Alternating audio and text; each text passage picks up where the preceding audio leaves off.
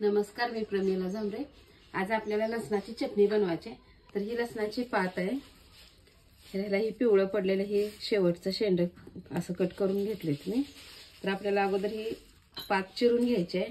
थोडीशी कोथिंबीर घेतली आहे, अद्रक आहे, लसूण आहे, कढीपाला। लसूण नसला तरी चालतंय, का तर पात लसणाचीच आहे, तरी मी थोडासा घेतलेला आहे।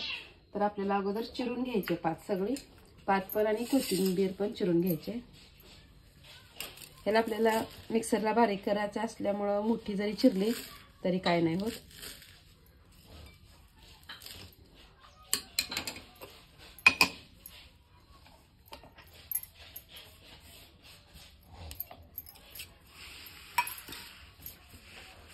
पात पण आपल्याला चिरून घ्यायचे।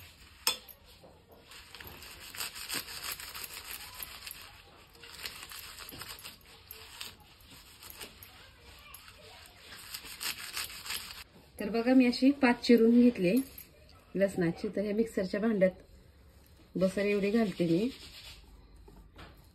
आता ह्याच्यावर अद्रक, लसूण आणि कढीपाला टाकणार आहे। तुमच्याकडे पुदिना असेल तर तुम्ही टाकू शकता। आता एवढं थोडंसं बारीक करते अगोदर, नंतर राहिलेली पात मी अजून ह्याच्यावर टाकते, का तर बारीक केल्यानंतर खाली जाते, दबलं जाते। ह्याच्यात मीठ वापरायचं भरपूर, म्हणजे जर तुमच्यात फ्रीज नसेल तरी ही चटणी अशीच कितीही दिवस राहते, फोडणीसाठी थोडी थोडी वापरली तरी चालते। फ्रीज असेल तरी पण राहते चांगलं, भरपूर दिवस राहते, ह्याला काही होत नाही। तर मी आधी थोडं ही फिरवून घेते, मग राहिलेली पात ह्यात टाकून घेते। तर बघा, आता थोडी खाली दबली गेलेली पात, ह्याच्यानंतर मी अजून थोडीशी ह्यातच टाकून घेणार आहे। असं थोडं थोडं ह्यात टाकून मी बारीक करून घेणार आहे सगळी पात। तर थोडी थोडी पात करून मी सगळी पात ह्यात टाकून घेतली लसणाची। तर असं बारीक केलेलं आहे मी। तर सगळे आता एका प्लेटमध्ये काढून घेते।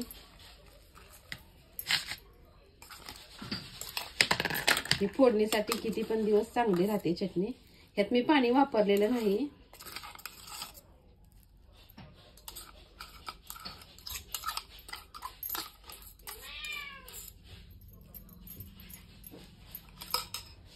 तर अशा पद्धतीने तुम्ही ही चटणी बनवून बघा, आणि माझा व्हिडिओ आवडला तर नक्कीच लाईक करा, सबस्क्राईब करा।